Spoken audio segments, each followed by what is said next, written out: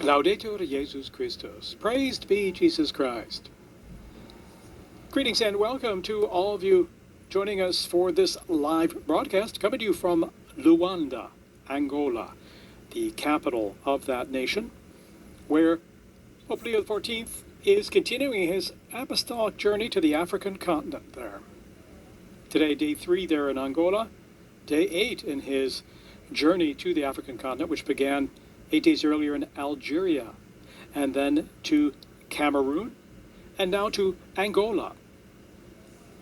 We're seeing the SCV1 license plate, that vehicle there with Pope Leo aboard, greeting the crowds driving through the city of Luanda, the capital there, about 2 miles, 3.5 kilometers from the Apostolic Nunciature there, to visit the parish of Our Lady of Fatima and the capital there, where the Pope will be meeting with the bishops, priests, and consecrated men and women, as well as pastoral workers, the local church leaders and pastors. He'll be meeting with them as he traditionally does whenever he travels to different countries, and that's the final public appointment on his schedule today on this Monday, April the 20th.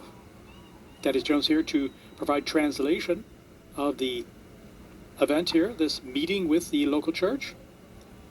Following a very busy day indeed, the Pope earlier today began his day flying to the northeastern city of Saurimo, where he met with the elderly at a care home run by the Angolan government. The facility hosts 62 elderly people, and the Pope visited with them, spoke with the residents, and then following that he presided over the Mass in Saurimo with hundreds of thousands there in the gathering for the Mass in the morning there. The flight there to the northeast of Angola took him there and then brought him back to the capital, Luanda. In fact, he just got back just over a couple hours ago there, and is now proceeding now to this afternoon final event. I'd like to welcome our partner broadcasters who are linked up with us, and they include EWTN Television, the Catholic Faith Network in America, Salt and Light Television, Shalom World Television, Mata Television, Atmadarshan Television, and Catholic Television. Also, a warm welcome to all of you joining us via YouTube, Facebook Live, for our continuing coverage of all these events of Pope Leo's journey to Africa, four-nation journey. In fact, tomorrow he'll be leaving for the West African nation of Equatorial Guinea. We can see the motorcade there driving through the capital to head over to this parish of Our Lady of Fatima, which was built by the Capuchin Franciscans back in 1963 in honor, of course, of Our Lady of Fatima. In fact, there's a stone that came from that Portuguese city of Fatima that's laid in the foundation of that church. The Pope will again be meeting with the local church leadership, men and women, religious and pastoral workers, to encourage them in their work in that very large nation, by the way, of Angola, in the southwest of the African continent there.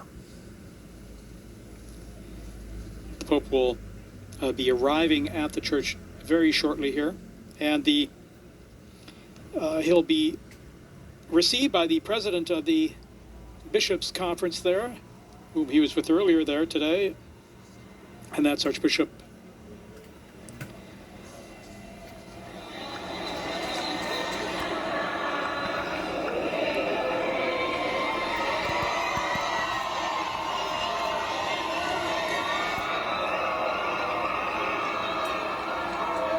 coming back to you here, that's Archbishop Jose Manuel Mbamba, who's also the Archbishop of Saurimo, where the Pope was earlier today when he presided over the Mass there. The crowds have been wonderful, and the turnout has been incredible all along the way, as you can see there, as the crowds wave to the Pope as he passes by. And you can see that his hand coming out of that window just behind the Vatican flag there on the side of the car. We have lots of beautiful photographs and videos on vaticannews.va, our Facebook profile page, our Instagram page, and you can appreciate all the crowds, young and old, coming out to greet Pope Leo and to celebrate a moment of joy of having Pope Leo there among them in their own country, in their own community, offering them words of hope, words of consolation, encouragement.